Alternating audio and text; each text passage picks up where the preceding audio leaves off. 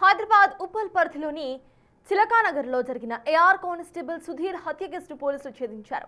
కేవలం phone call ఎత్తలేదన్న చిన్నపాటి వివాదం మధ్య ఇటు మద్యం మత్తులో ప్రాణ స్నేహితుల మధ్య చిచ్చు పెట్టిందని డీసీపీ సురేష్ కుమార్ తెలిపారు. నిన్న రాత్రి ఆదర్శ్ నగర్ గ్రౌండ్లో జరిగిన ఘర్షణలో సంతోష్ అనే వ్యక్తి కీ చైన్ చాకుతో సుధీర్ను విచక్షణారహితంగా పొడిచి చంపేస్తున్నట్లుగా వెల్లడించారు.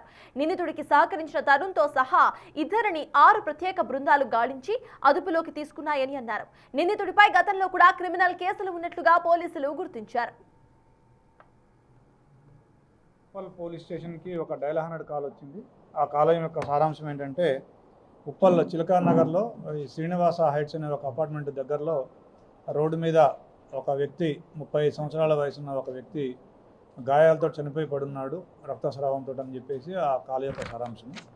ఇమీడియట్గా మా పెట్రో కార్ అండ్ మా ఎస్హెచ్ఓ డిఐ అందరూ కూడా ఇమీడియట్గా అక్కడికి వెళ్ళినారు. సీన్కి వెళ్ళి చూడగా అక్కడ 35 ఇయర్స్ వయసున్నటువంటి ఒక వ్యక్తి, ఇతని పేరు సుధీర్, ఇతను చనిపోయి ఉన్నాడు. దీనికి కారణం ఏంటంటే, అదే జస్ట్ హాఫ్ అన్ అవర్, దానికంటే హాఫ్ అన్ అవర్ ముందు అతని మిత్రుడు, దాదాపుగా ఒక 7-8 సంవత్సరాల నుంచి అతనికి ఫ్రెండు సంతోష్ అని చెప్పేసి వాళ్ళిద్దరికి వాగ్వాదం జరిగింది. ఇద్దరు కూడా బాగా డ్రంకెన్ స్టేజ్లో ఉన్నారు. ఇద్దరు కూడా మద్యం మత్తులో ఉన్నారు. ఆ మత్తులో ఈ సంతోష్ అనబడే వ్యక్తి ఇతన్ని కత్తితో పొడిచి చంపడం జరిగింది. ఆ తర్వాత ఆదర్శ నగర్ గ్రౌండ్లో జరిగింది, ఇది చిలకానగర్. అక్కడి నుంచి ఇతను పరిగెత్తుకుంటూ వచ్చి ఆ రోడ్డు మీద తీవ్ర రక్తస్రావంతో చనిపోవడం జరిగింది. దీనికి బ్యాక్డ్రాప్ ఏంటంటే, ఈ సంతోష్ ఎవరైతే అక్యూజ్డ్ ఉన్నాడో, ఎవరైతే ఈ డిసీజ్డ్ ఉన్నాడో, వీళ్ళిద్దరూ కూడా సుధీర్ ఎవరైతే ఉన్నాడో వీళ్ళిద్దరూ కూడా ఒక 7-8 సంవత్సరాల నుంచి మిత్రులు. వీళ్ళిద్దరూ కూడా కలిసి తాగుతుండేవాళ్ళు. అయితే ఈ సుధీర్ ఏఆర్ కానిస్టేబుల్గా పనిచేస్తున్నాడు, సిటీలో సిఎస్డబ్ల్యూలో పనిచేస్తున్నాడు. అయినప్పటికీ ఇతను వీళ్ళతోటి ఇట్లాగా తాగడం, ఇట్లా కొద్దిమంది ఫ్రెండ్స్ తోటి చేస్తూ ఉండేవాడు. వీళ్ళిద్దరూ కూడా ఒక 7-8 సంవత్సరాలుగా ఫ్రెండ్స్ లాగా ఉండేవాళ్ళు.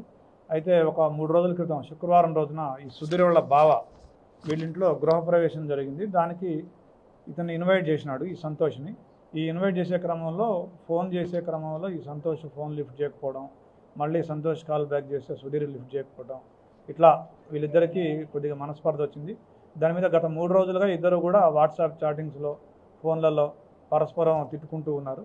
ఆ కోపావేశాల్లో ఇక్కడ ఆదర్శ నగర్లో నువ్వు వస్తావా, నేను వస్తానో చూసుకుందాం అని చెప్పేసి ఛాలెంజ్లో విసురుకొని ఇద్దరు కూడా ఆదర్శ నగర్లో కలిసినాక మాట అనుకునే క్రమంలో ఇద్దరు కూడా ఘర్షణ పడ్డారు.